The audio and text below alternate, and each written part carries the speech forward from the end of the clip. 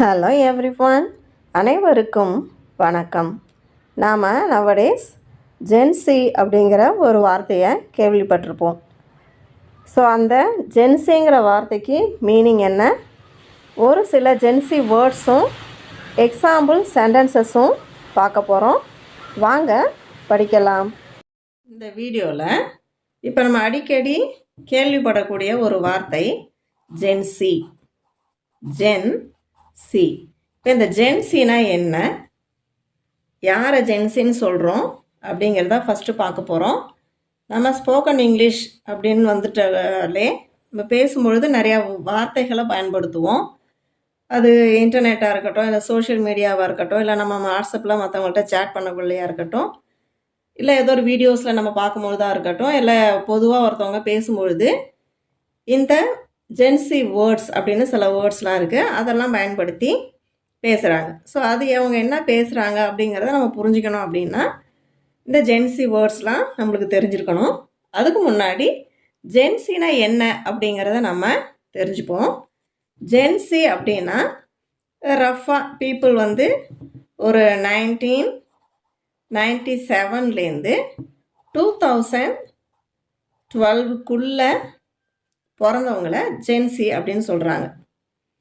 கரெக்டாக இந்த வருஷத்துலேயே இந்த வருஷம் அப்படின்னு கிடையாது, ஒரு தோராயமாக 1997லேருந்து 2012க்குள்ளே பிறந்திருக்கிறவங்கள ஜென்சி அப்படின்னு சொல்கிறாங்க. இப்போ இந்த ஜென்சி வேர்ட்ஸ்லாம் எங்கே பயன்படும் அப்படின்னு பார்த்தீங்கன்னா, இன்டர்நெட்,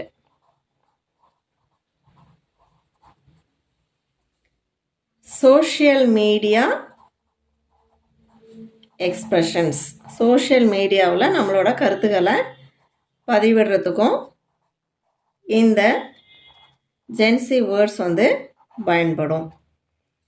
இப்போ எதுக்குள்ள எங்கெங்கெல்லாம் இன்டர்நெட்லேயும் சோஷியல் மீடியா எக்ஸ்பிரஷன்ஸ்லேயும் எதுலலாம் நம்ம இதை பயன்படுத்துகிறோம் அப்படின்னு பார்த்தீங்கன்னா, சேட்ஸ், மீம்ஸ். இப்போ பார்த்தா எதுக்கு எடுத்துட்டாலும் மீம்ஸ் போடுறாங்க இல்லையா, so memes, gaming and videos. இது எல்லாத்துலேயுமே இந்த ஜென்சி வேர்ட்ஸை நம்ம இப்போ பயன்படுத்திட்டு வந்துட்டுருக்கோம். ஸோ இன்றைக்கி ஒரு சில ஜென்சி வேர்ட்ஸையும் அதுக்குரிய மீனிங் ஒரு எக்ஸாம்பிள் சென்டென்ஸோட பார்த்துடலாம். ஃபர்ஸ்ட் ஒன், ரிஸ். போகிற போக்கில் அவங்க ரிஸ் அப்படின்னு சொல்லிட்டு போயிடுவாங்க. இப்போ ரிஸ் அப்படின்னா என்ன, சாம். நல்லா பார்க்க நல்லா சாமிங்காக இருக்கிறான், சாமிங்காக இருக்காங்க அப்படின்னு சொல்லுவோம் இல்லைங்க, அதே மாதிரி. Flirting skills.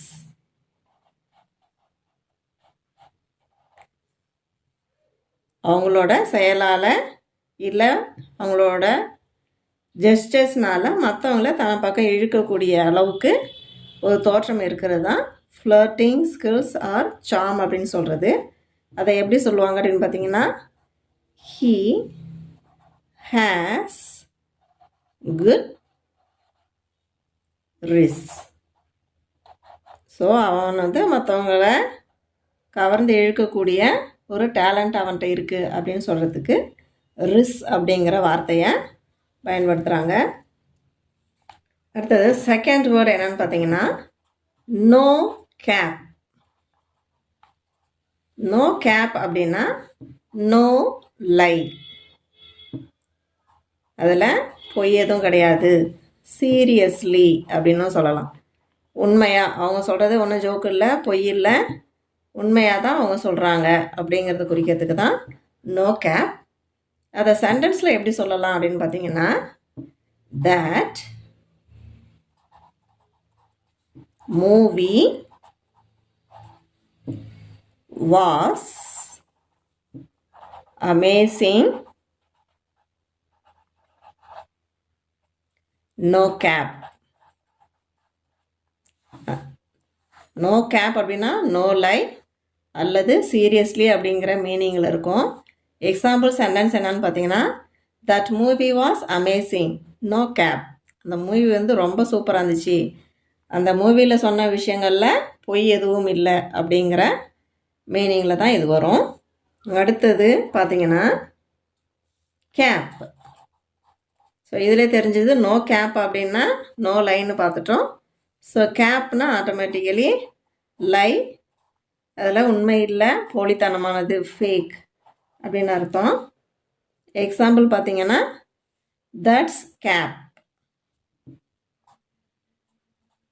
That's gap. பேசிகிட்டு இருக்கும்போது தட்ஸ் கேப் அப்படின்னா அவன் சொல்கிறது பொய் அப்படின்னு தெரியும். இப்போ நம்ம எல்லார்கிட்டையும் பேசிகிட்டு இருக்கக்குள்ள அவன் பொய் சொல்கிறான் அப்படின்னு டைரெக்டாக சொல்ல முடியாது இல்லைங்களா? ஸோ அப்போ தட்ஸ் கேப் அப்படின்னா அது பொய், அவங்க சொல்கிறதுல உண்மை இல்லை அப்படிங்கிறத நம்ம புரிஞ்சுக்கலாம். அடுத்தது ஸ்லே. do something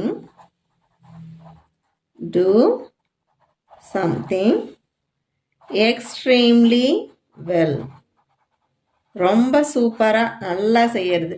நல்லா செய்யறதுங்கிறத விட ரொம்ப நல்லா செய்யறது. do something extremely well, ரொம்ப நல்லா செய்யறது. அதை எப்படி எக்ஸாம்பிள் சென்டென்ஸில் சொல்லலாம் அப்படின்னு பார்த்தீங்கன்னா you slayed that speech. அந்த ஸ்பீச் நீ கொடுத்த இல்லையா, அது ரொம்ப நல்லா பண்ணிட்ட, ரொம்ப நல்லா கொடுத்துட்ட அந்த ஸ்பீச்சை அப்படிங்கிறதுக்கு ஸ்லே. அடுத்து 5th வேர்டு என்னன்னு பார்த்தீங்கன்னா பெட். பெட் அப்படின்னா ஓகே, ஷியோர், அக்ரீட். நீ சொல்கிறது சரிதான், உண்மைதான், நான் அதுக்கு ஒத்துக்கிறேன் அப்படின்னு சொல்கிறதுக்கு பெட் அப்படிங்கலாம். அதுக்கு சென்டென்ஸ் எப்படி சொல்லலாம் அப்படின்னு பார்த்தீங்கன்னா மீட் at 6. இப்போ இதுவே பார்த்தீங்கன்னா மீட் at 6 அப்படின்னா 6 o'clock மீட் பண்ணலாமா அப்படின்னு கேட்குறது தான் மீட் at 6. அதுக்கு பதில் என்ன சொல்கிறோன்னா பெட். கண்டிப்பாக நீ சொல்கிறதுக்கு நான் ஒத்துக்கிறேன், 10 மணிக்கு மீட் பண்ணலாம், நம்ம மீட் பண்ணுவோம் அப்படிங்கிறத தான் பெட் அப்படின்னு சொல்லி சொல்கிறோம். மேலும் சில வார்த்தைகளோட நெக்ஸ்ட் வீடியோவில் சந்திப்போம். தேங்க்யூ.